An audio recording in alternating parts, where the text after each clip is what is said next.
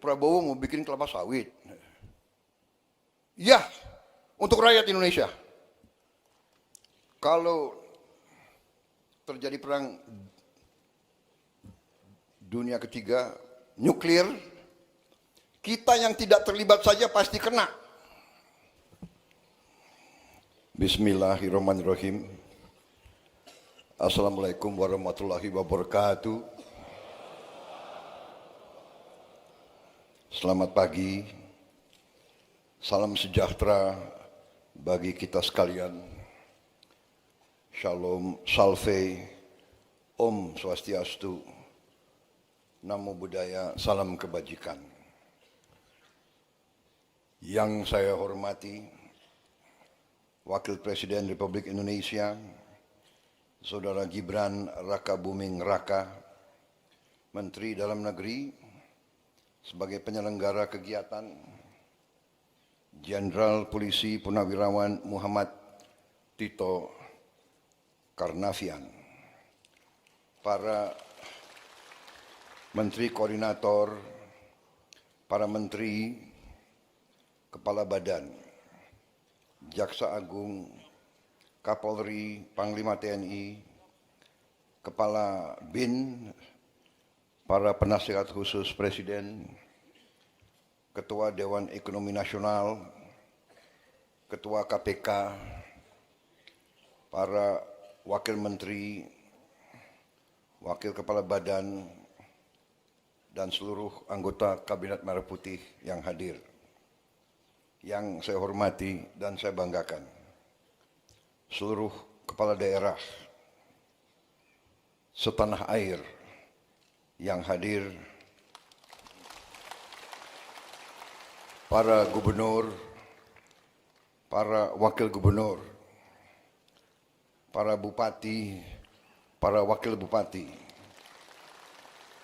para wali kota, para wakil wali kota, dari seluruh penjuru tanah air yang hadir pada siang hari ini.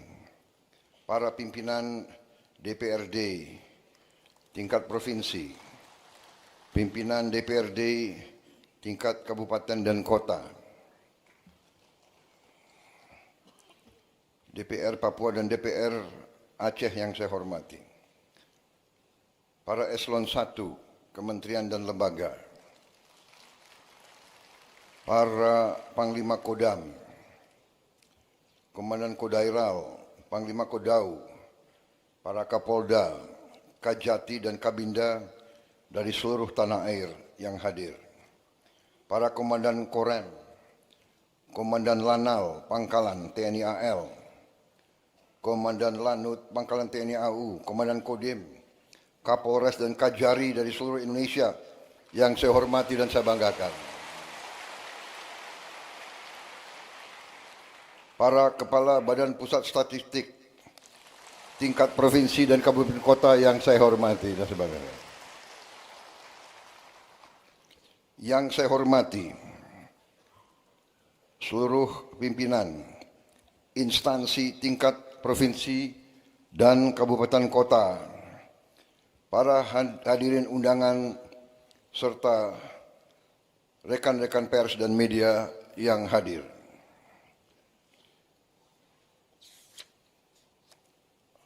Pertama-tama, sebagai insan yang bertakwa, marilah kita tidak henti-hentinya memanjatkan puji syukur kehadirat Tuhan Maha Besar, Maha Kuasa bagi umat Islam Allah Subhanahu wa taala yang memiliki sekalian alam. Hanya kepadanya lah kita berdoa dan hanya kepadanya lah kita memohon pertolongan. Kita bersyukur atas segala karunia, atas kesehatan, kedamaian yang masih diberikan kepada kita. Selagi kita terus berdoa agar saudara-saudara kita yang terkena musibah di beberapa daerah seluruh Indonesia diberi pertolongan, diberi kebaikan secepat mungkin.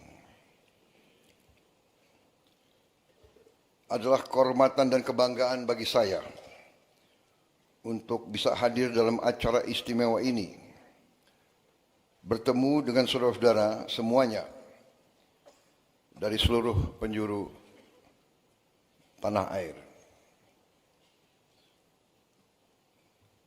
Dalam kesempatan ini, saya menyampaikan penghargaan yang setinggi-tingginya kepada Menteri Dalam Negeri yang menyelenggarakan acara yang tertib seperti ini.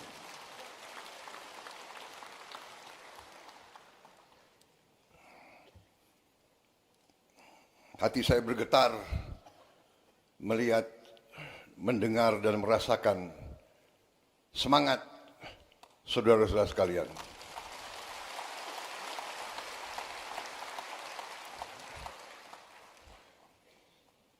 Kalau semangat saudara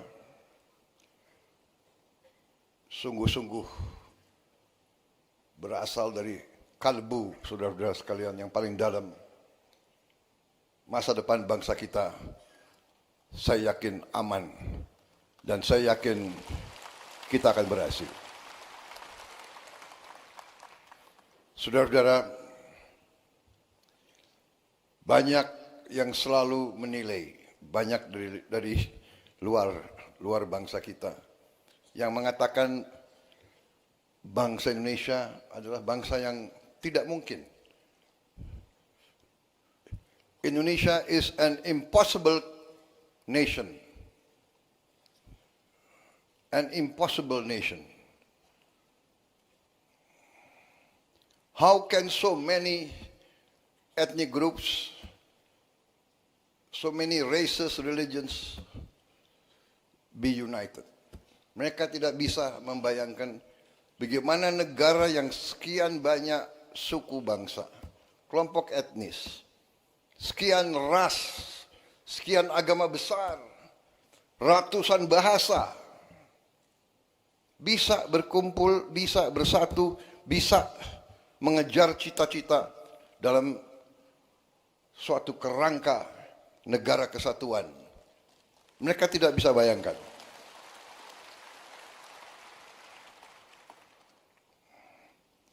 Dan terus terang aja,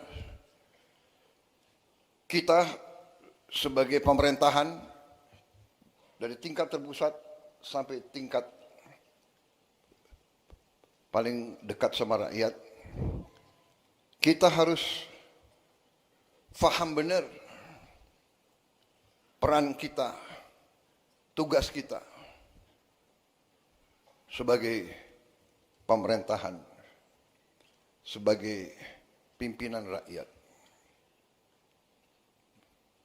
Bangsa kita, rakyat kita adalah rakyat yang baik, rakyat yang ingin hidup dalam ketenangan dan dalam keadaan harmonis.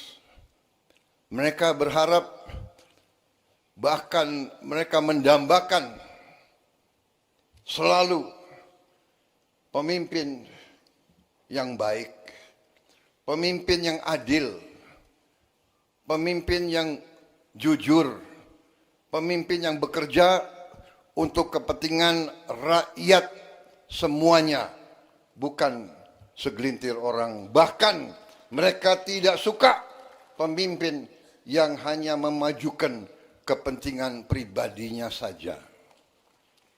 Ini saudara-saudara adalah harapan semua rakyat kita. Dan hari ini bagi saya adalah suatu kesempatan yang baik bahwa saya bisa bertatap muka dengan hampir bisa dikatakan 99% pemerintah Republik Indonesia dari tingkat pusat sampai tingkat daerah. Saudara-saudara, saya katakan tadi kita dianggap negara yang tidak mungkin.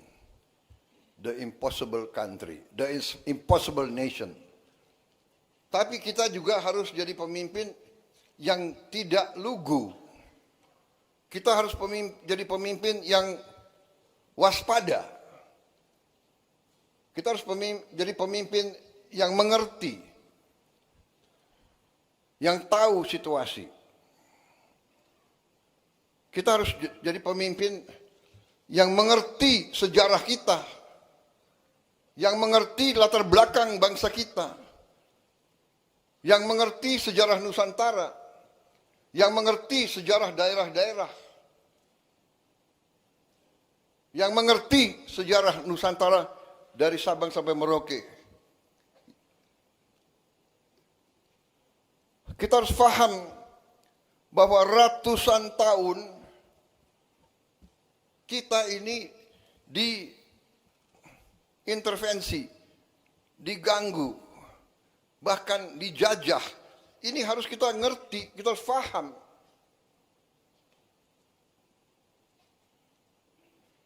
Mereka yang melupakan sejarah akan dihukum oleh sejarah.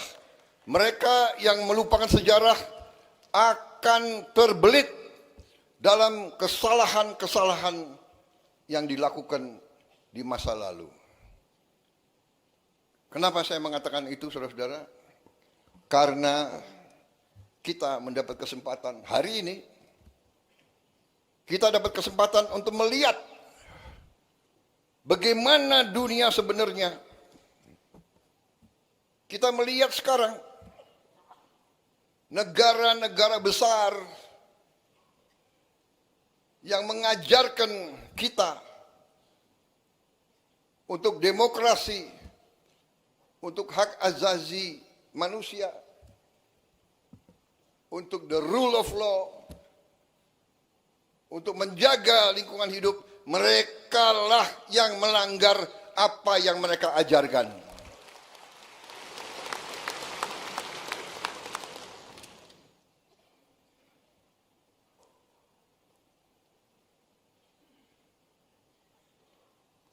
Puluhan ribu wanita, orang tua, anak-anak tidak berdosa dibantai, dan banyak negara yang diam. Di mana hak asasi manusia? Di mana demokrasi yang mereka ajarkan? Karena itu, saudara-saudara, kita sebagai pemimpin, kita harus waspada, kita harus mengerti. Saudara-saudara sekalian, perjuangan bangsa yang puncaknya ada dalam proklamasi 17 Agustus 1945 dan dalam penyerahan kedaulatan kepada kita yang kita rebut dengan darah, dengan keringat, dan dengan air mata. Kita rebut melalui perjuangan ratusan tahun di semua daerah. Negara ini yang sekarang, saudara-saudara, yang sekarang ada dalam kendali kita, dibangun atas pengorbanan rakyat yang sangat besar. Karena itulah kita tidak boleh lupa bahwa adanya kita adalah untuk berbakti, mengabdi kepada rakyat kita. Ini hal yang selalu mudah kita ucapkan, tapi harus kita buktikan. Saudara-saudara, karena itu saya ingin dalam taklimat saya menyampaikan beberapa hal. Yang pertama, saudara-saudara, bahwa karena sejarah kita, karena kita pernah dijajah, karena kita pernah mengalami pemerintahan penjajah yang imperialis dan rasialis, bahwa kita, rakyat kita, pribumi kita pernah dianggap lebih rendah dari anjing. Anak-anak muda sekarang tidak merasakan. Saya masih melihat prasasti. Yang saya lihat satu prasasti tahun 76. Saya ulangi, tahun 78. Tahun 78. 28 tahun setelah kedaulatan kemerdekaan masih ada prasasti di kolam renang Manggarai waktu itu. Sayang mungkin dibongkar. Kadang-kadang kita tidak menghormati sejarah kita. Situs-situs bersejarah dibongkar. Ini para kepala daerah harus memikirkan. Saya mau tanya, di mana stasiun RRI yang digunakan oleh Bung Tomo waktu pertempuran 10 November? Apakah masih ada? Di mana situs-situs Majapahit? Saya dengar ada beberapa yang sudah jadi pabrik. Saudara-saudara. Jadi saudara-saudara, dengan masalah itu, saya ingin juga mengatakan bahwa kita sampai di sini hari ini melalui perjuangan yang lama dan melalui kepemimpinan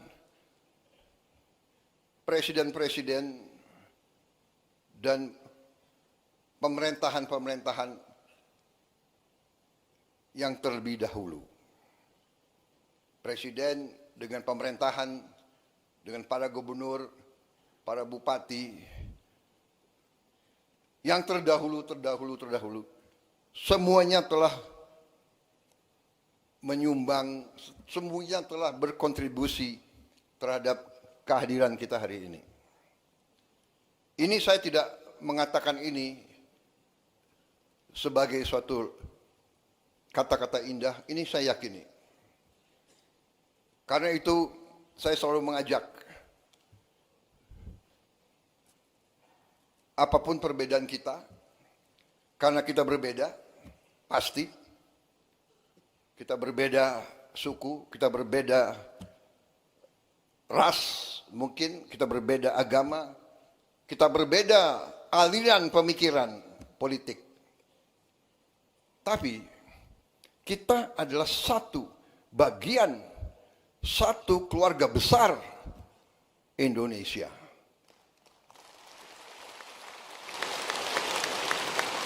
Dan kita bersyukur,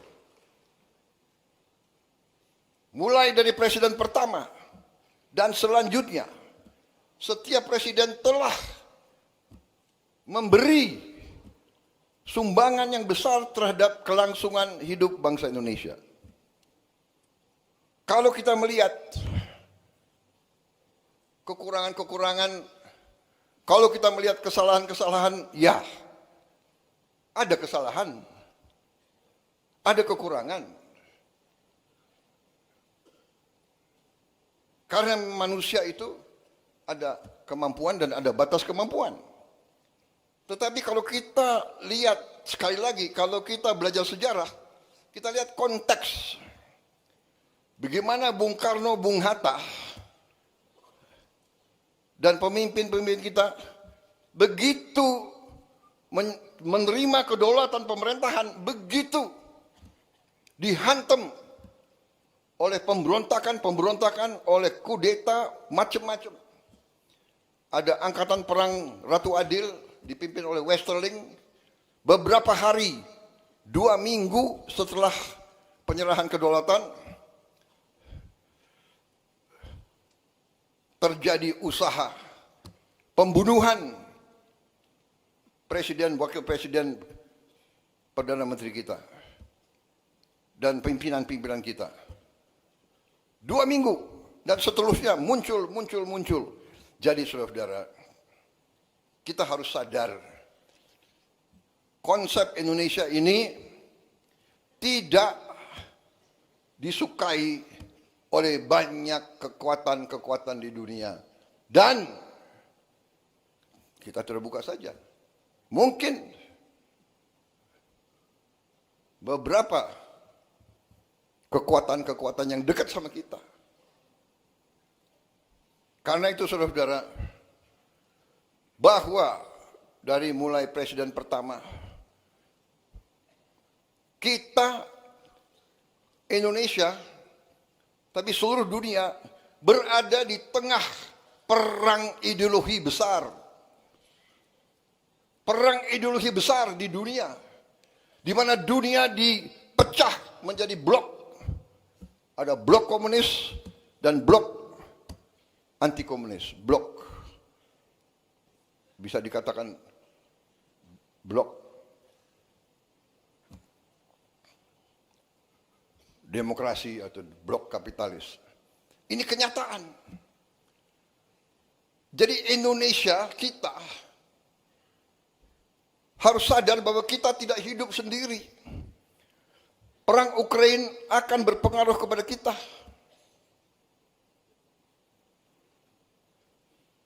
Peristiwa di Gaza berpengaruh kepada kita. Saudara-saudara. Jadi saudara-saudara, ini yang saya ingin sampaikan ke seluruh barisan pemerintahan. Marilah kita waspada. Marilah kita mengerti tantangan-tantangan yang ada di dunia ini. Saudara-saudara, saya baru pulang dari Eropa. Saya ketemu tokoh-tokoh dunia. Saya hadir di Davos. Puluhan kepala negara hadir. Hampir semua merisaukan pecahnya perang dunia ketiga. Kita di sini menghadapi tantangan, ya, perubahan iklim mengakibatkan kita menerima banyak bencana dan sebagainya. Tapi sekarang di tingkat dunia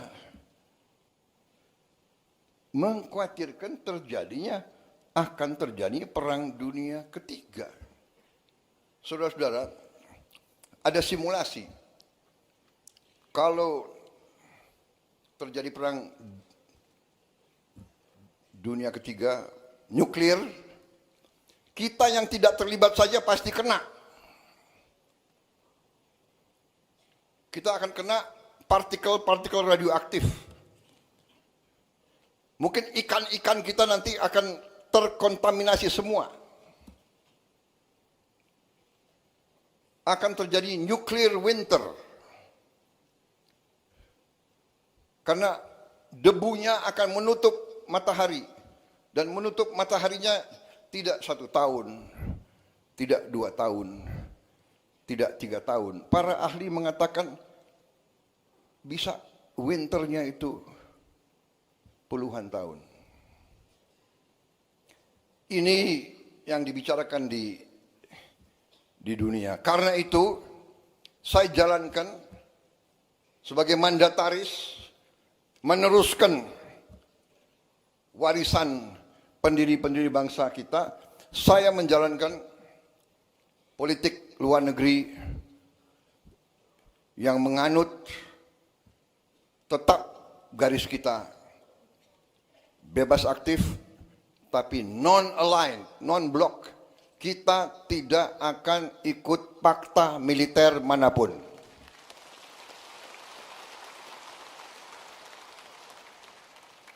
Saya katakan Filosofi luar negeri saya adalah 1000 kawan terlalu sedikit, 1 lawan terlalu banyak.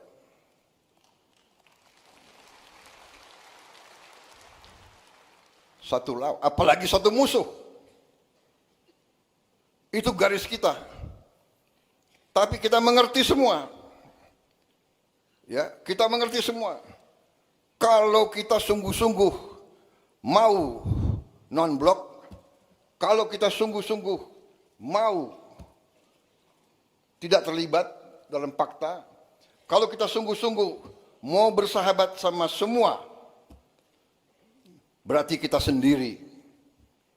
Kalau kita diancam, kalau kita diserang, tidak akan ada yang bantu kita, saudara-saudara. Percaya sama saya, nobody is going to help us. Karena itu dari awal Bung Karno mengatakan kita harus berdiri di atas kaki kita sendiri. Dan Panglima Besar kita yang pertama, Panglima Besar Sudirman mengajarkan kepada kita harus percaya kepada kekuatan kita sendiri. Saudara-saudara, dengan segala hormat kepada para pakar yang pandai dan pintar, yang punya banyak gelar, saya hormati mereka. Tapi dunia ini adalah keadaan nyata, bukan keadaan ideal. Saya selalu mengingatkan, mengajarkan yang berlaku di dunia ini sekarang adalah yang kuat akan berbuat apa yang mereka kehendaki. Yang lemah akan menderita. Itu yang kita lihat hari ini. Kita lihat di mana-mana.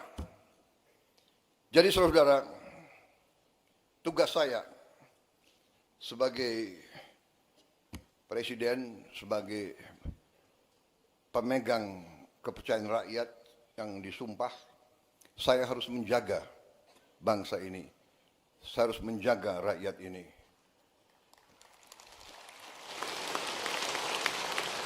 Kadang-kadang gampang untuk kita bilang, gampang kita ngomong.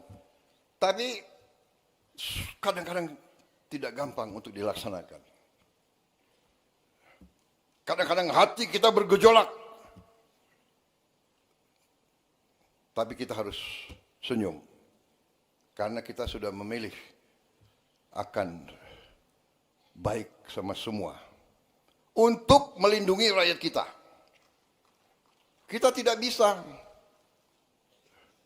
emosional. Kita tidak bisa terlalu idealis. Karena yang berlaku adalah dunia nyata, saudara-saudara. Karena kita tidak mau perang, kita harus siap untuk perang. Kita tidak niat mengancam siapa, tapi selalu mereka ganggu kita. Kenapa, saudara-saudara? Karena Indonesia, Nusantara kita, semua pulau-pulau kita adalah kaya dengan sumber daya alam yang luar biasa. Karena inilah negara-negara Eropa ratusan tahun ke kita. Negara-negara di utara ke kita.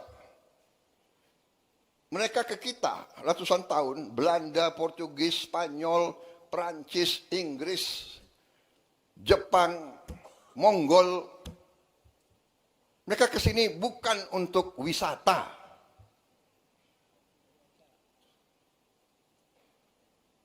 Mereka pertama datang mau dagang. Karena bangsa kita baik, kita nih, genetika kita nih baik, ya kan? Kita suka dengan tamu.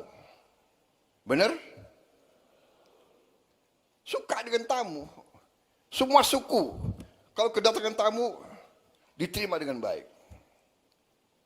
Walaupun rakyat kita miskin, tamu datang diterima dengan baik.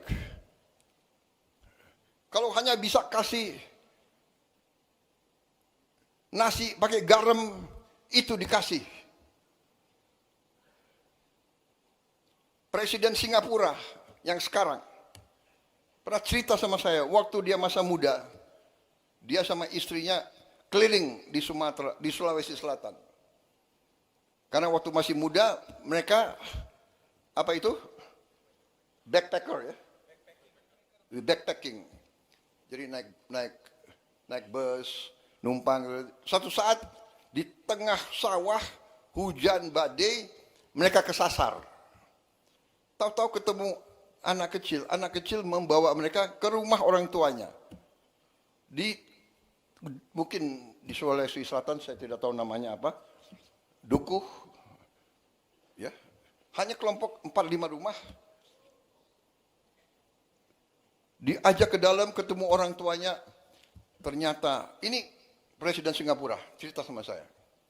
Dia begini, saya tidak bisa lupa rakyatmu. Kami diajak duduk, mereka sangat-sangat miskin. Kami lihat dia hanya makan nasi sama lauknya pisang. Bapak, ibu, 2 anak, 2 tamu. Satu apa itu? Satu tampang beras, nasi, dengan pisang. Itu dibagi ke tamu dulu. Ini sifat bangsa kita. Saya mengalami sebagai perwira muda, prajurit muda, rakyat kita di mana-mana keluar memberi sesuatu yang bagi mereka sangat susah. Ini cerita Presiden Singapura 30 tahun yang lalu. Sekarang rakyat kita masih banyak yang hanya makan nasi, mungkin dengan daun singkong, mungkin hanya dengan garam. Saudara-saudara sekalian, karena itu kita hormati semua pendahulu, tapi kita harus faham bahwa kita masih menghadapi kesulitan. Kita masih menghadapi tantangan. Kita masih menghadapi kekurangan. Kita tahu bahwa rakyat kita masih banyak yang mengalami kesulitan hidup. Sekarang para ahli ekonomi, ya, ada istilah desil 1, desil 2, desil 3, desil 4, dan sebagainya. Dan kita ini kadang-kadang takut bicara apa adanya. Nggak mau kita mengakui. Kita nggak mau bilang miskin, nggak enak. Prasejahtera.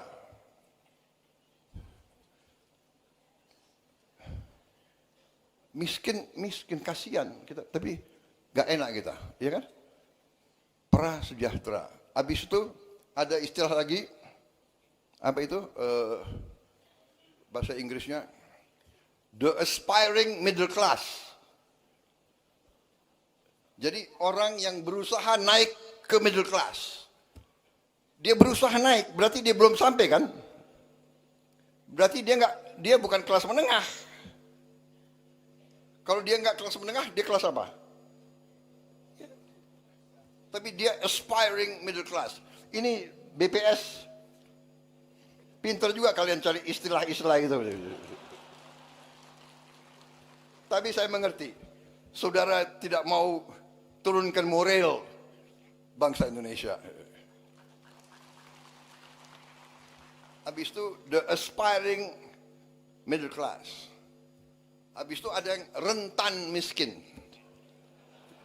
Gimana rentan miskin? Gimana? Iya kan? Rentan miskin. Habis itu miskin. Baru sangat miskin. Saudara-saudara, kita harus berjuang bersama-sama, semua unsur, semua tingkatan, semua latar belakang, semua partai manapun, kita harus bersatu. Kita harus berjuang menghilangkan kemiskinan dari bumi Indonesia. Kita tidak boleh menyerah. Kita tidak boleh takut dengan kesulitan. Kita tidak boleh mengatakan, aduh, apa bisa, apa mampu. Karena di sini banyak kelompok. Ada kelompok-kelompok, apa bisa, apa mampu. Selalu menimbulkan keraguan-raguan. Ini orang Indonesia atau orang apa ini? Saya bingung.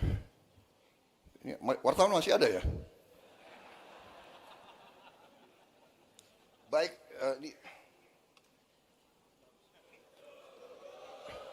enggak, ini baru pembukaan.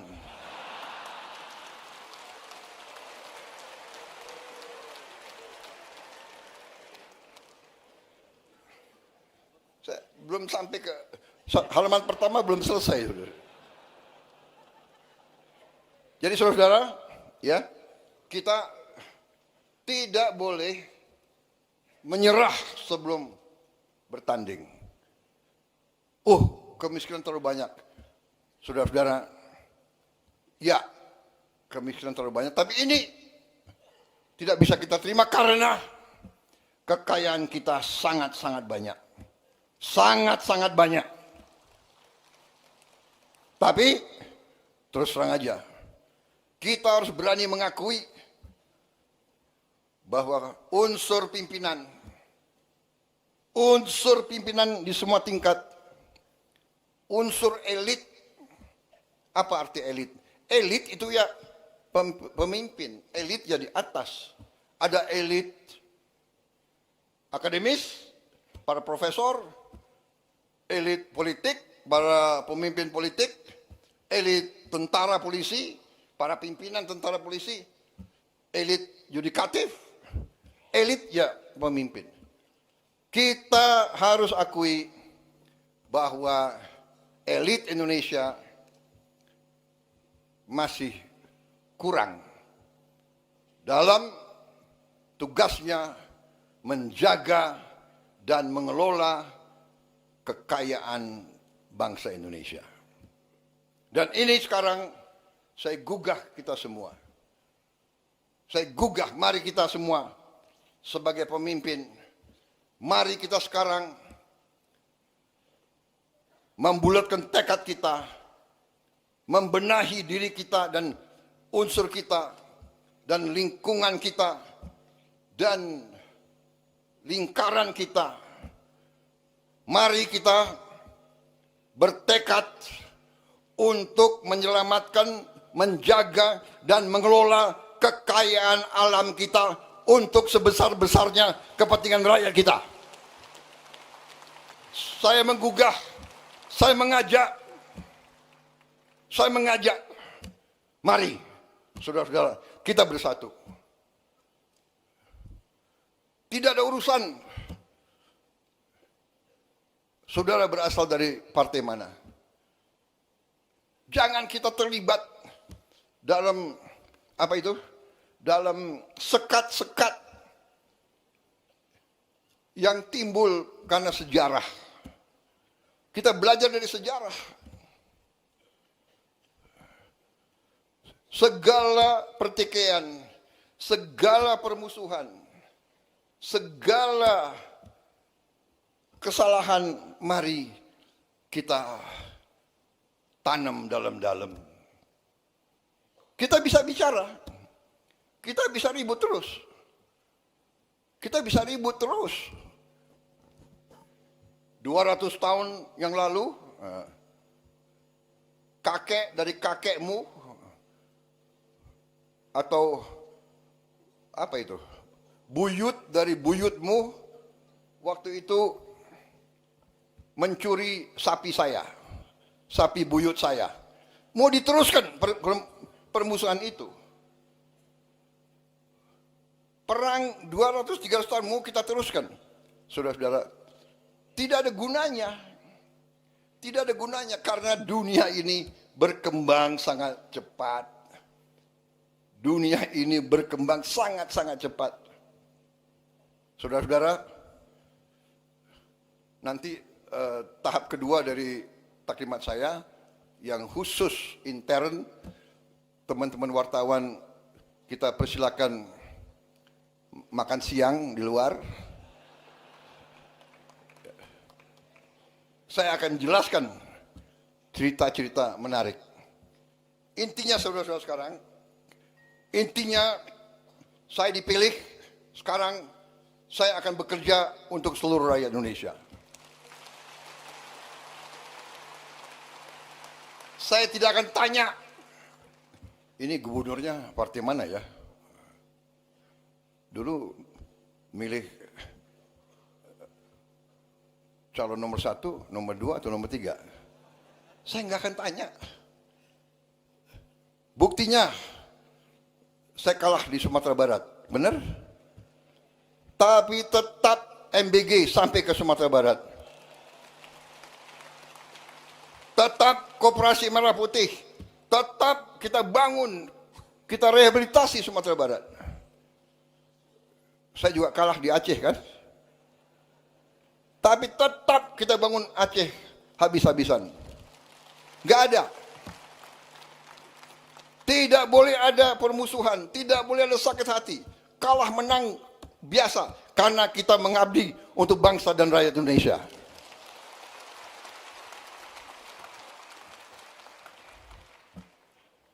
Saya nggak tanya, Pak Bursa, kau partai mana? Kan nggak saya tanya. Nggak saya tanya kan? Tetap saya dukung beliau. Benar. Karena istrimu kan Gerindra. Tapi saya nggak tanya dia. Saya nggak tanya dia. Kebetulan istrinya Gerindra. Nggak ada urusan saya. Kalau Gerindra brengsek, Gerindra pun saya tangkap. Saudara-saudara. Ya? Jangan macam-macam. Nggak ada itu. Kita semua bergerak. Jadi persaingan, pertandingan ya pertandingan. Kalau ada pemilihan harus ada pemilihan. 2 calon, 3 calon, 5 calon, nggak apa-apa, bagus. Tapi begitu selesai, sudahlah kerja. Nah ini yang saya tawarkan. Ayo bekerja untuk rakyat. Pak Pram dari PDIP. Tapi tetap saya akan dukung sebagai gubernur DKI. Karena tugas saya, kewajiban saya adalah seluruh rakyat Indonesia, termasuk rakyat DKI. Walaupun gubernurnya partai lain, saya akan dukung beliau supaya DKI aman dan selamat. Kan begitu. Nanti 2029 ya terserah. Iya kan, gak apa-apa. Gak apa-apa, benar. Jadi saudara-saudara, saya sedikit jelaskan ya. Yang saya lakukan sekarang, yang saya tawarkan kemarin waktu saya dipilih sebelumnya adalah saya ingin dan saya punya dan saya menyebarluaskan sesuatu yang saya pelajari sekian puluh tahun sehingga saya membuat dan saya pelajari dalam negeri dan luar negeri. Saya keliling, kawan-kawan saya banyak. Saya keliling. Tiap kali saya satu negara, walaupun saya nggak berkuasa dulu, saya datang ke Pak Mahathir. Waktu dia lagi kuat-kuatnya, Pak Mahathir, bagaimana Bapak menghadapi korupsi? Saya tanya, Pak, yang mengganjel saya sebagai patriot Indonesia adalah korupsi yang terlalu banyak di Indonesia. Bagaimana Bapak menghandle? Dia kasih pelajaran, dia kasih tips-tipsnya. Dia bilang, you bisa atasi korupsi hanya melalui pendidikan. Pendidikan begitu vital. Habis itu saya ketemu pemimpin di Thailand, saya tanya. Saya ketemu pemimpin di mana-mana. Sehingga saya membuat satu strategi yang sudah ada di buku, yaitu saya beri nama strategi transformasi bangsa. Jadi kita mau menjadi negara maju modern. Ya. Kriteria kita adalah maju modern, di mana seluruh rakyat kita mengalami kualitas hidup yang baik. Kita tidak bermimpi untuk menjadi high income country. Kita tidak bermimpi kita mau hidup seperti Norwegia atau Kanada, atau kita hanya mau supaya semua rakyat kita hidup, kualitas hidupnya baik. Artinya makan harus cukup sehat, kesehatannya harus dijamin, anak-anaknya harus sekolah dengan baik, dia punya penghasilan yang cukup. Dan inilah strategi yang kita buat, ya, yang saya sebut 8 misi dari Asta Cita, 17 program prioritas, dan program hasil terbaik cepat. Ya. Dan saudara-saudara, dari itu, ya, kalau bisa saya ringkas lebih sederhana, yaitu fondasi pertama kita, mau tidak mau, suka tidak suka, kita harus swasembada pangan. Swasembada pangan. Tidak ada alternatif. Kalau kita mau merdeka, kalau kita mau sejahtera, kita harus jamin produksi pangan. Sehingga pangan bisa dinikmati oleh seluruh rakyat kita.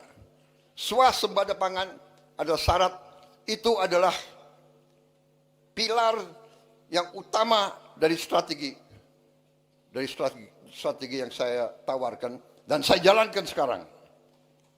Saya ajak saudara, ayo sama-sama sebagai patriot bangsa. Tapi kalau kau tidak mau ikut saya tetap jalan terus. Karena saya bertekad Indonesia harus mampu mencapai kemerdekaan yang sejati. Kemudian swasembada energi. Harus. Nanti ada kelompok, apa bisa? Bisa. Kita sudah hitung. Kita punya kelebihan-kelebihan luar biasa. Kenapa kelapa sawit bagi saya katakan itu miracle crop. It is a miracle crop. Ada kelompok nyinyir, kenapa kelapa sawit? Ya kan? Loh, Prabowo mau bikin kelapa sawit. Ya, untuk rakyat Indonesia. Karena kelapa sawit itu tidak hanya untuk minyak goreng. Saya ke dunia, keliling-keliling, hampir semua pemimpin negara minta ke saya, kami mohon Indonesia, tolong supply kelapa sawit, CPO. Saya ke Mesir, saya ke Pakistan, saya ke Rusia, saya ke Belarus, di mana-mana, tolong kelapa sawit, tolong. Artinya, it's a very strategic commodity. Karena dari kelapa sawit, kita bisa punya puluhan derivatif. Cat dinding dari butuh kelapa sawit. Makanan, roti harus pakai minyak kelapa sawit. Dan nanti minyak kelapa. Dan sebagainya, dan sebagainya, dan sebagainya. Sabun. Berapa miliar rakyat dunia harus mandi tiap hari. Kecuali yang malas mandi.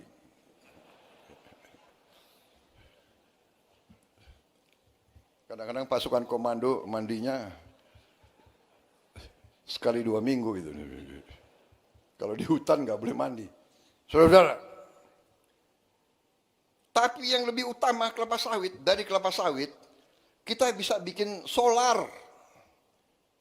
Jadi kita nanti biodiesel biosolar itu akan membuat kita bebas dari ketergantungan luar. Ya, yang mau pakai bensin terus silakan. Ya orang kaya bayar aja, nggak apa-apa, harga dunia. Tapi rakyat kita bisa hidup dengan solar. Pesawat terbang, Aftur. Kita nanti produsen Aftur bisa yang terbesar di dunia. Aftur. Bahkan saudara-saudara, limbahnya kelapa sawit, jelantah itu bahan untuk Aftur. Sehingga, maaf, bangsa-bangsa lain, saya tutup, saya larang ekspor limbah kelapa sawit. Ekspor jelantah. Harus untuk kepentingan rakyat Indonesia dulu. Baru. Saudara-saudara, swasembada energi, swasembada pangan, baru kita harus merubah aliran uang yang dari desa ke kota, ke ibu kota dan ke luar negeri. Kita harus hentikan, membalikan. Antara lain dengan makan bergizi gratis. Anak-anak kita harus makan cukup. Dan alhamdulillah hari ini, tadi malam saya cek Kepala BGN, kita sudah mencapai 60 juta penerima manfaat. 60 juta dalam 1 tahun. 1 tahun 4 bulan, 5 bulan. 60 juta. Tidak ada yang menduga kita mampu. Tidak ada yang menduga. Banyak bahkan orang-orang hebat meramalkan pasti gagal. Ya. Sekian ribu keracunan. Kita makan di restoran paling mahal aja di Jakarta ada yang keracunan. Kalau kita jumlahkan berapa ribu yang keracunan dibandingkan berapa miliar makanan yang sudah kita bagi, statistiknya adalah 0,008 atau 7. Artinya apa? Artinya 99,99 usaha MBG harus dinyatakan berhasil.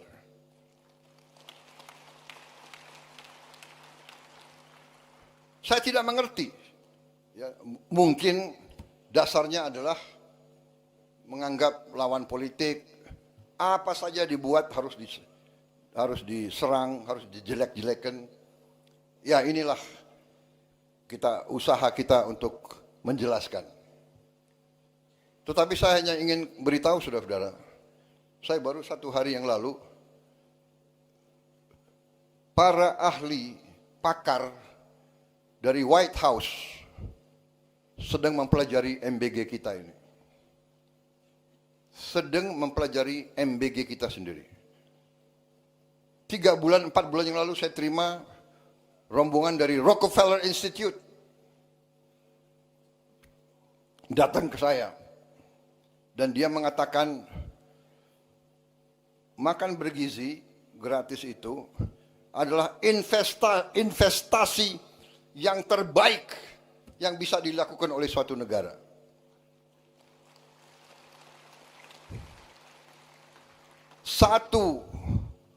Satu dolar atau 1 rupiah yang kita keluarkan untuk makan bergizi akan menimbulkan lipat ganda minimal 5 kali. Dan dalam jangka panjang akan menjadi 35 kali investasinya itu. Saudara-saudara, ada kecenderungan para orang pintar kita lebih percaya orang asing daripada bangsanya sendiri. Jadi, ya, cek aja ke Rockefeller Institute. Karena mereka nggak akan percaya dengan orang-orang ini, saya nggak ngerti. Saya nggak ngerti mereka itu pemikirannya kayak apa. Tapi tetap harus kita ajak bicara. Saudara-saudara, saya nanti, saudara mungkin 2-3 minggu lagi, ya kalau saya bicara di sini saya harus bertanggung jawab. Ini media, ini cover saya. Banyak lagi nunggu. Kalau bisa, wah ini blunder apa lagi Prabowo akan bicara gitu. Iya kan? Sorry ya.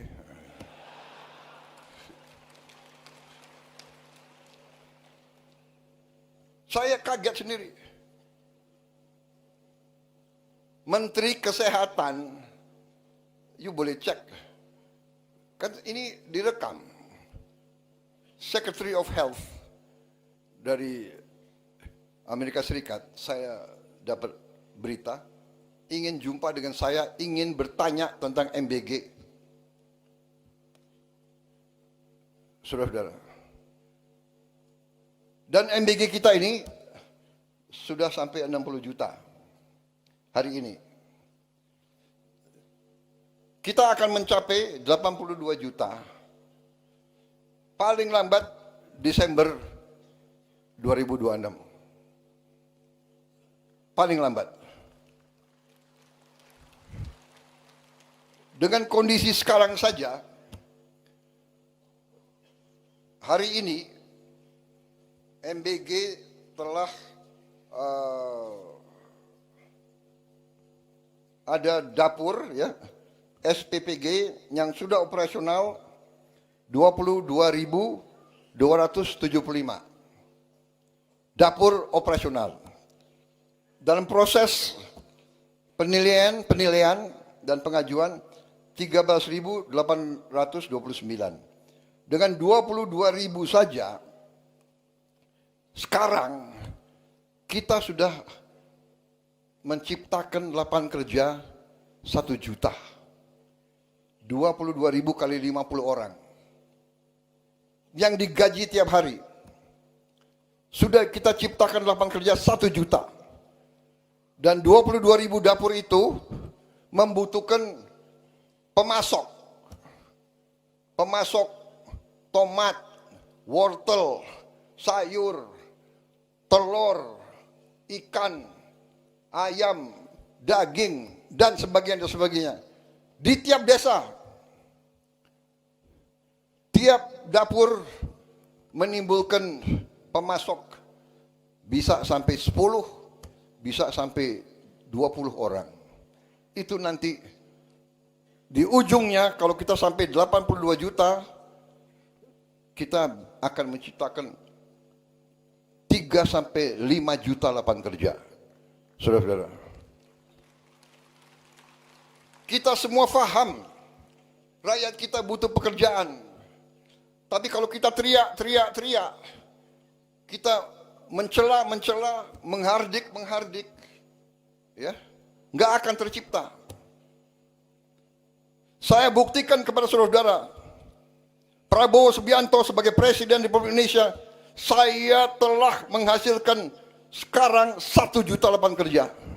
Hanya dari MBG. Dan ada tuduhan untuk menjelekkan kita sebagai bangsa. Jadi begini ya, kalau saudara tidak suka dengan 2-3 orang, jangan merusak seluruh bangsa. Kalau tidak suka sama Prabowo, silahkan. 2029 bertarung. Iya kan?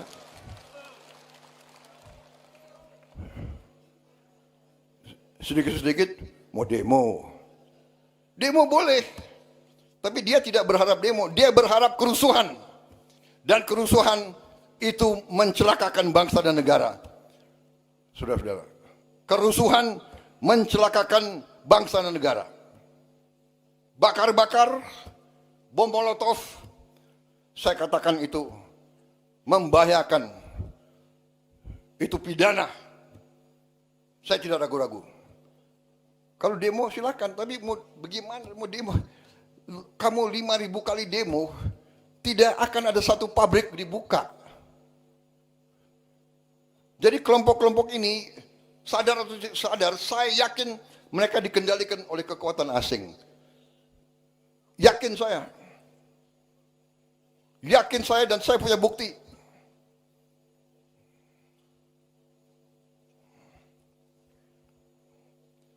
Dan saya menghimbau mereka, hai warga negara Indonesia, apakah kau tidak kasihan sama rakyatmu?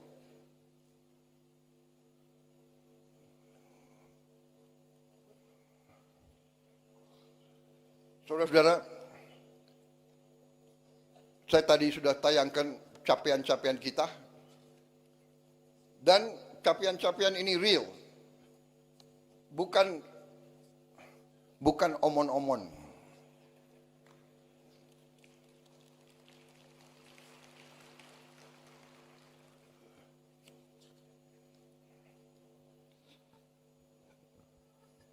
Kita telah bentuk dana Sovereign Wealth Fund. Saya telah menghimpun semua kekuatan milik negara dalam satu manajemen, satu pengelolaan yang nilainya adalah 1 triliun US dollar. Terus lengkapnya adalah 1040 miliar dolar aset under management. Saudara-saudara, tadinya terpecah-pecah dalam 1040 perusahaan.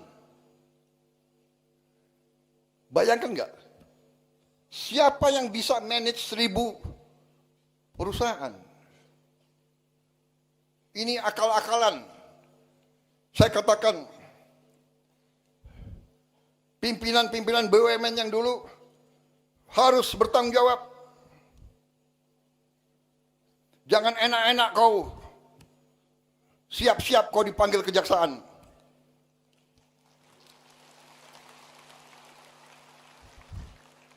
Kan mereka ngejek, Prabowo itu hanya bisa ngomong di podium aja. Oh ya? Ya tunggu aja panggilan. Lu jangan nantang gue lo. Saya hanya takut sama rakyat Indonesia dan Tuhan Maha Besar. Saya hanya takut itu. Dan kita semuanya harusnya itu. Saudara-saudara, sudahlah. Kita ini semuanya sebentar lagi dipanggil. Benar. Dan kalau dipanggil tidak sesuai nomor urut. Tidak sesuai senioritas. Sorry ya. Belum tentu aku duluan dipanggil. Bisa yang muda-muda di sana tuh. Iya kan? Jadi lebih baik berbuat kebaikan. Lebih baik membela rakyat. Lebih mulia, saudara-saudara. Pasti nggak benar. Saudara-saudara, saya paling kasihan. Kalau saya lihat ada tokoh atau kawan atau siapa yang diborgel, ya kan? Pakai baju apa itu? Baju oranye ya, oranye kan? Pakai warna oranye ya kan? Kasihan anak istrinya. Sekarang ini sudahlah, saudara-saudara. Ya. Macam-macam ada, digital ada apa susah sudah. Saudara-saudara, kita tadi saya sudah katakan kita sudah mencapai 60 juta penerima manfaat tiap hari. Ibu hamil kita antar makanan. Coba tanya di dunia ini. Saudara-saudara kita nih sekarang jadi role model. Kita mau dipelajari. Ibu hamil diantar makanan.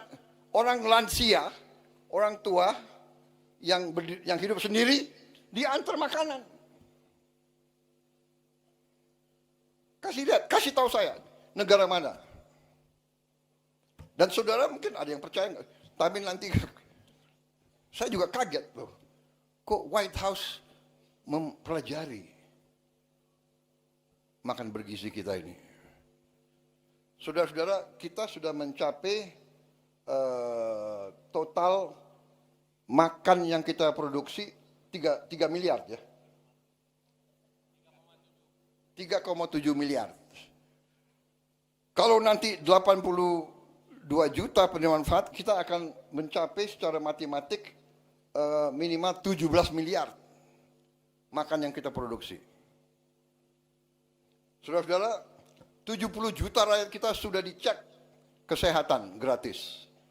Pertama kali dalam sejarah. Dan yang kita ketemukan hasilnya ya lumayan menantang. Nanti beberapa bulan lagi akan kita wujudkan minimal 28.000 koperasi di tiap desa. Dan koperasi itu koperasi yang operasional, punya gudang, punya cold storage, dan akan punya 2 truk masing-masing koperasi. Tidak akan ada panen yang tidak terjual. Dulu menunggu siapa yang mau ambil. Tengkulaklah, perantaralah, sekarang tidak. Koperasi bisa ngirim sendiri hasil panennya. Kalau belum bisa dijual, dia simpan dalam gudang. Dia punya gudang sendiri. Dan kita akan bikin desa-desa nelayan dan proyek-proyek perikanan sehingga rakyat kita akan dapat ikan seger, protein yang harganya mungkin setengah dari daging. Tiap keluarga Indonesia harus makan lauk protein tiap hari. Itu cita-cita pemerintah Republik Indonesia. Itu cita-cita saya. Dan saudara bisa lihat hasil-hasil kita yang lain. 282.180 sekolah telah menerima interactive flat panel. Tahun ini sudah selesai. Hampir semua sekolah, termasuk yang terluar dan yang terpencil, yang tertinggal, sudah menerima. Di pulau-pulau terpencil, di gunung-gunung tertinggi, mereka sudah punya panel interaktif. Kemarin di Aceh dan di beberapa bagian ada yang rusak karena banjir, kita akan ganti segera. Tahun ini kita akan lengkapi, kita harap ini cukup untuk 1 kelas tiap sekolah. Tahun ini saya tujuannya adalah tiap sekolah minimal dapat 2 lagi, minimal. Sehingga nanti dapat 3 kelas. 3 ruang kelas. Mudah-mudahan 4 ruang kelas. Akhir 2008-2009, setiap ruang kelas di seluruh Indonesia akan punya interaktif digital panel. Artinya apa? Kita bisa mengajar dari Jakarta. Sekolah-sekolah yang gurunya kurang, yang guru matematiknya kurang, guru bahasa Inggris kurang, guru fisika, guru biologi, kita bisa menerima pengajaran dari pusat interaktif. Saya sebetulnya nanti ujungnya saya bisa lihat ruang kelas gurunya ada atau tidak.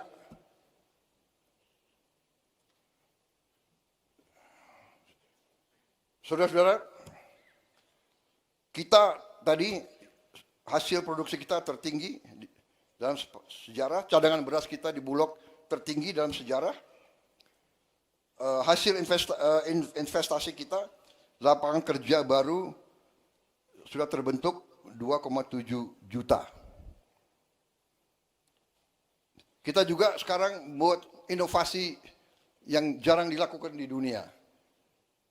Anak-anak dari kelompok yang paling tidak mampu, kita sekolahkan dalam sekolah berasrama.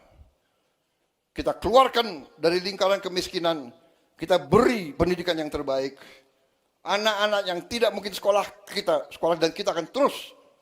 Tidak boleh ada anak di jalanan yang tidak sekolah. Kita akan ambil semua. Saudara-saudara sekalian,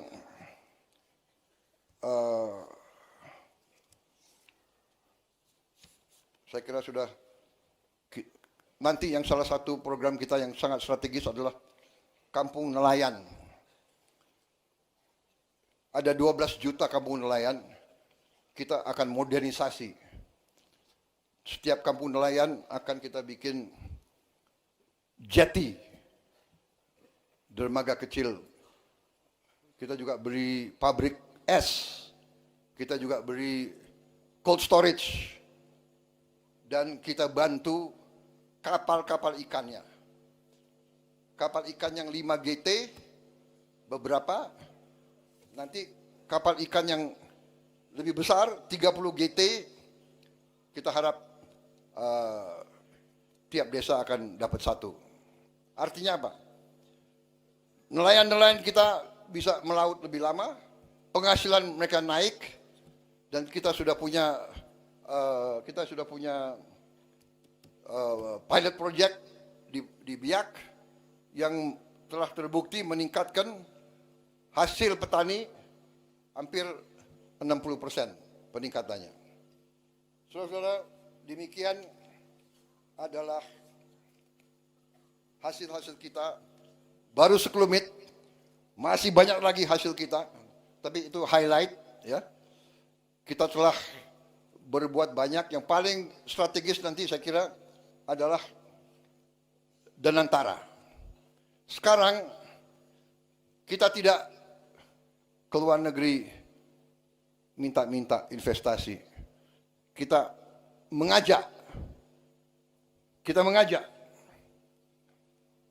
Dan kita punya kemampuan sekarang.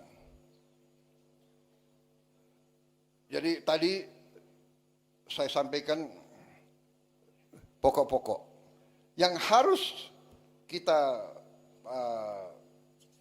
mulai, kita laksanakan adalah hilirisasi.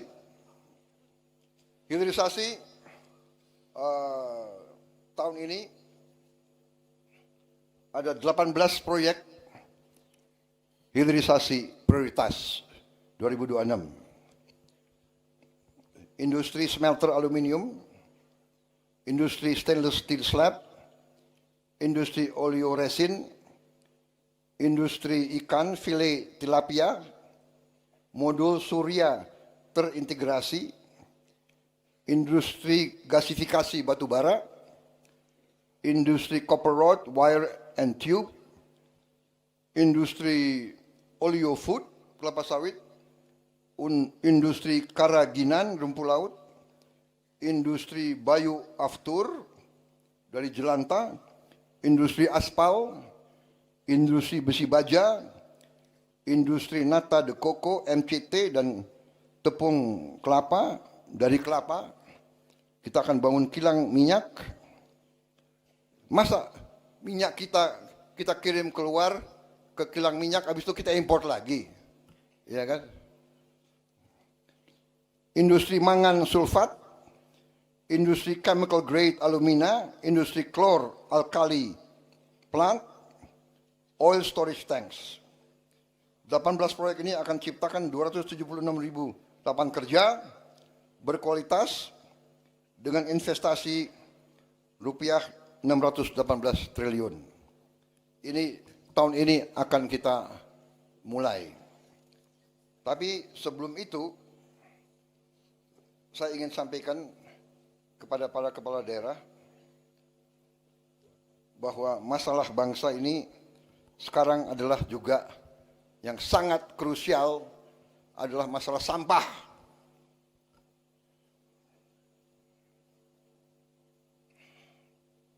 Sampah ini menjadi masalah. Diproyeksi hampir semua TPA sampah akan mengalami over capacity pada tahun 2028, bahkan lebih cepat. Untuk itu, tahun ini kita akan buka 34 proyek pembangunan waste to energy di 34 kota. Ini saya minta groundbreaking berapa bulan ini dilaksanakan. Ini kita perkirakan 2 tahun lagi sudah berfungsi. Ini investasi cukup besar, totalnya itu hampir $3,5 miliar untuk 34 titik itu. Tetapi setelah saya lihat di beberapa kabupaten, saya yakin bahwa kota-kota kabupaten sudah juga mulai harus ada. Dan ini sudah ada inisiatif beberapa bupati, improvisasi, ini sedang kita pelajari, mungkin bisa saling menukar pengalaman.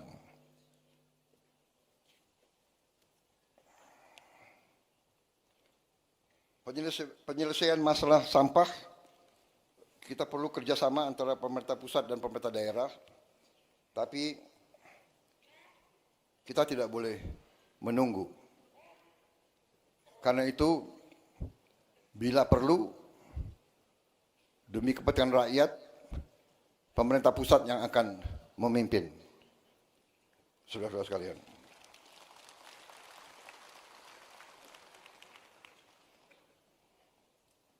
Saudara-saudara sekalian, saya ingin sekarang membahas masalah juga yang penting. Salah satu masalah tadi kita lihat sampah di mana-mana, ya. Ini harus kita selesaikan.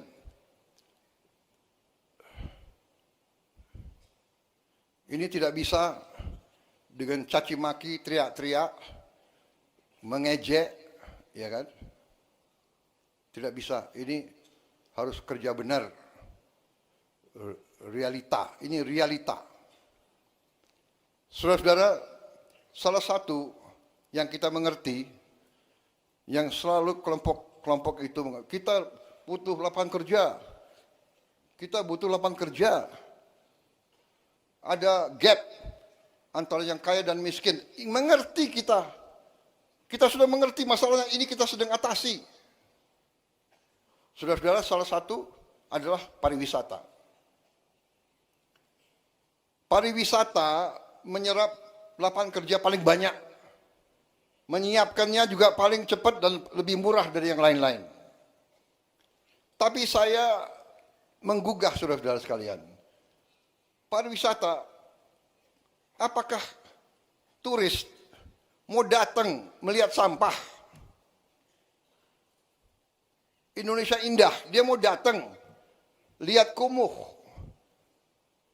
Dia mau ke Bali, pantai Bali kotor. Saya di Korea ketemu tokoh-tokoh di Korea, menteri-menteri, jenderal-jenderal, kadang-kadang ya tentara dimanapun, dia nggak pakai basa-basi, bicaranya apa adanya. Dia ngomong ke saya, dia bilang, Your Excellency, I just came from Bali. Oh, Bali is so dirty now. Bali not nice. Wah, tapi saya terima itu sebagai koreksi. Ya. Ini kita harus atasi bersama. Ini kalau nggak salah,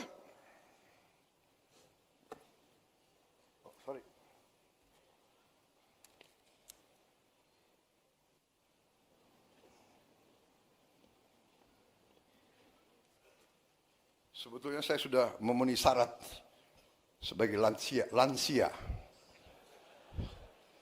Jadi pakai kacamata nggak apa-apa ya. Nah, ini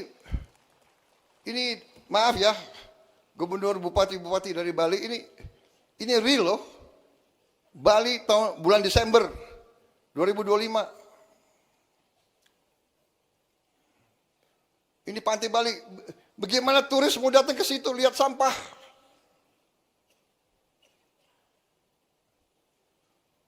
Gubernur, bupati, SMA, SMP, SD di bawah kendali saudara. Apa susahnya sih? Entah hari Sabtu, hari Jumat, semua anak sekolah kumpul di pantai ini. Ini pantai kita, ini halaman kita. Ayo kita bersihkan rame-rame, korve.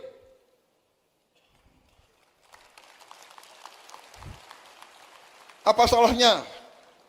Kalau bupati dan gubernur tidak bisa saya perintah, Dandim, Danrem, saya perintahkan kau, ya, gerakan anak buahmu, korve, tiap hari atau tiap berapa hari, korve, korve, korve.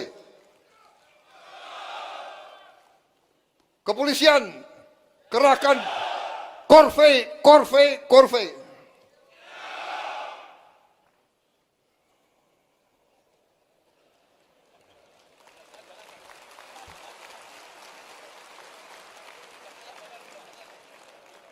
Dan antara semua BUMN, ribuan anak buahnya korve.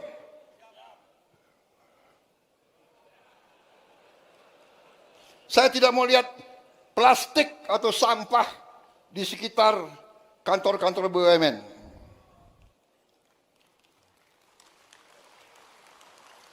Semua menteri KL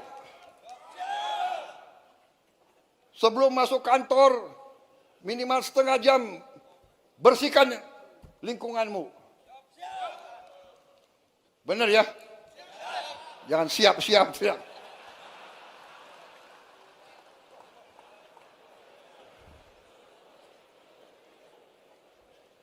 Minimal setengah jam pagi-pagi sebelum masuk kantor. Kalau perlu menterinya mimpin.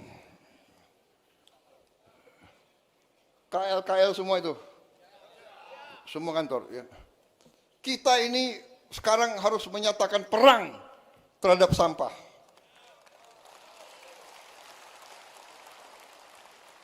Bagaimana Bupati, Wali Kota? Ini untuk rakyat kita. Sampah itu bencana, sampah itu penyakit. Kita akan berbuat, kita akan dukung, saudara-saudara. Ya.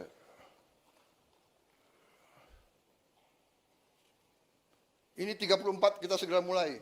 Begitu ada uang, kita arahkan ke sini juga. Bagaimana kita mau jual, kita mau harapkan pariwisata, kalau lingkungan kita nggak benar, ya, jorok, kotor. Saudara-saudara, dalam waktu dekat, saya sebetulnya mau launching apa yang saya sebut Gerakan Indonesia Asri. Aman, sehat, resik, indah. Resik saya tanya artinya apa? Artinya bersih, tertib, dan sebagainya. Ini hanya suatu katakanlah nama, tapi wujudnya tadi, ya.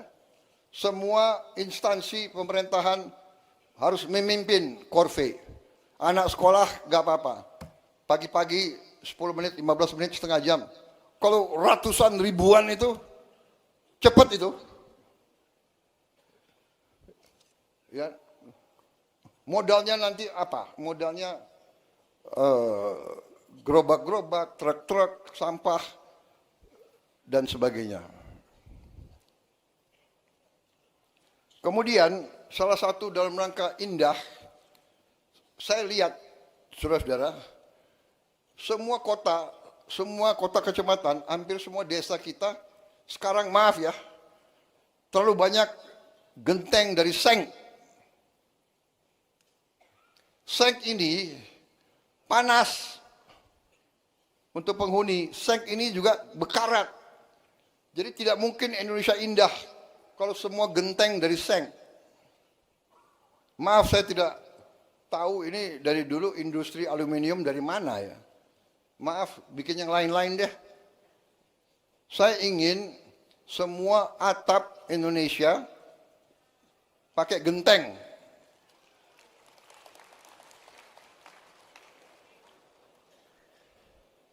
Ya.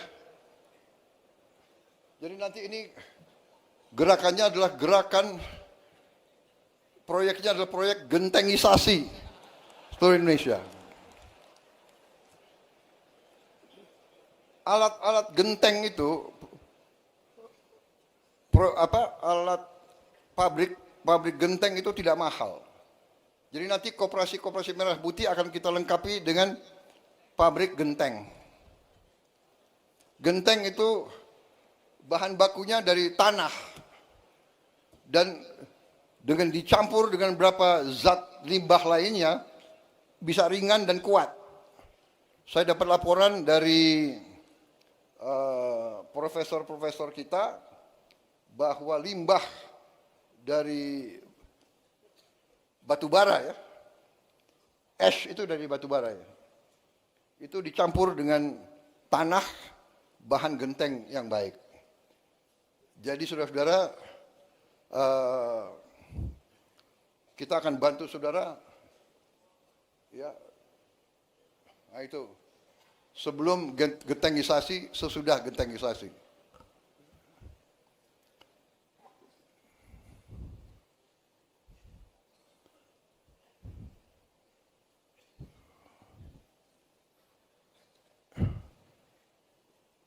Ini serius ya. Bupati wali kota yang tidak mau kotanya indah, terserah. Yang mau, ayo bersama kita bikin kotamu indah, bikin kecamatanmu indah, bikin desamu indah. Bagaimana? Saudara-saudara, mungkin hal ini nggak ada di buku. Tapi kalau kita ingat, nenek kita, kakek kita, atasnya itu dulu pakai rumbia, atau pakai ijuk, atau pakai siram. Benar kan? Atau pakai bahan-bahan dari alam. Jadi sejuk.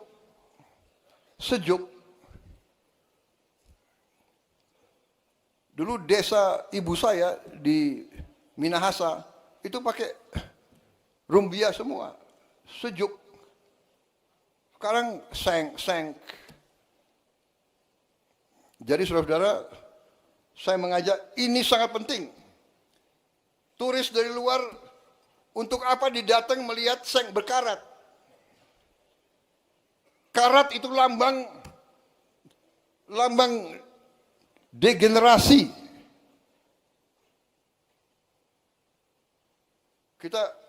Saya berharap dalam 2-3 tahun Indonesia tidak akan kelihatan karat. Karat adalah lambang degenerasi. Bukan lambang kebangkitan. Indonesia bangkit, Indonesia harus kuat, Indonesia harus indah. Rakyat kita harus bahagia. Saudara, saya kira ini dulu untuk tahap pertama.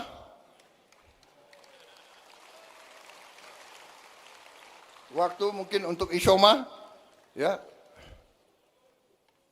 Nanti kembali saya kasih beberapa pengarahan yang mungkin khusus untuk para pemerintah saja. Terima kasih untuk sementara. Saya break dulu.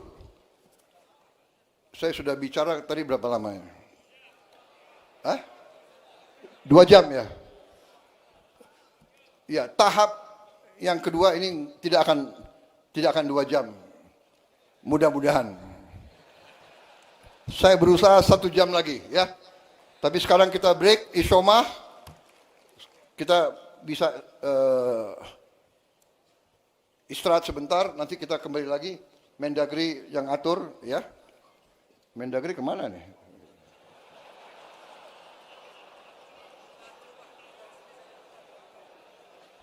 Oh, sekarang saya harus buka. Saya buka. Oh ya, ini ada. Pakai apa? Oh.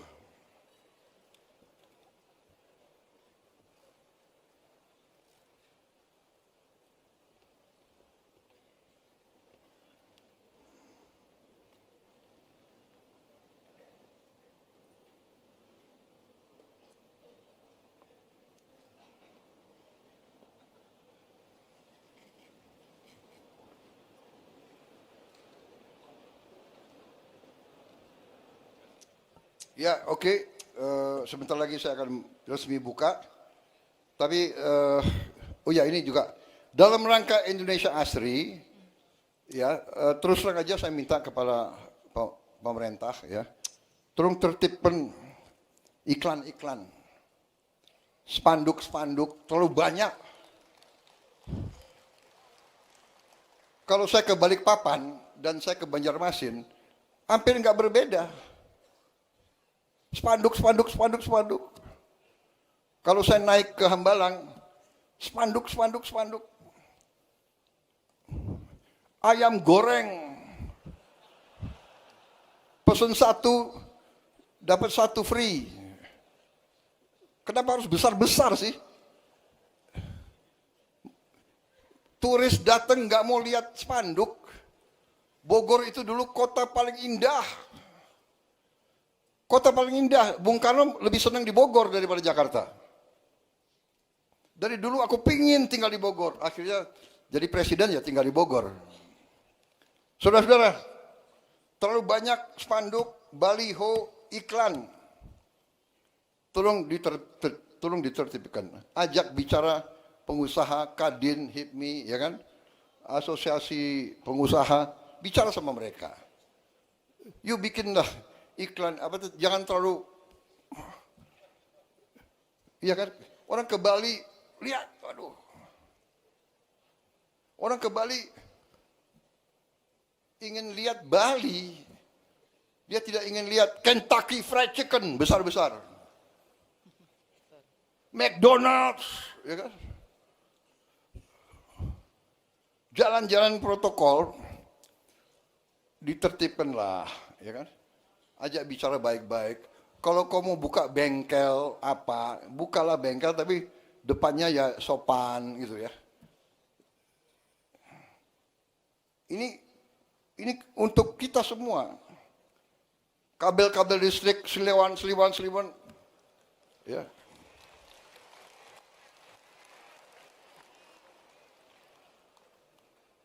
Baik, ini saya dapat apa? Pointers dari staff. Seskap. Mohon izin Pak, wartawan masih di lokasi.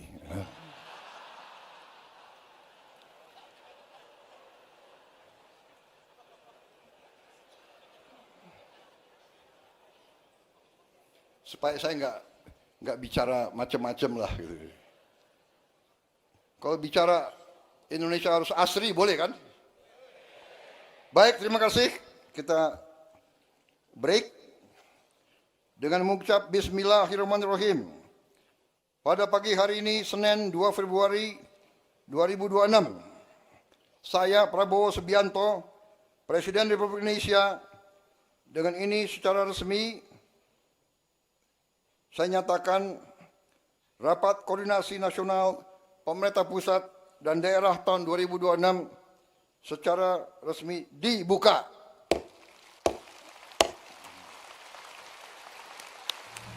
Terima kasih.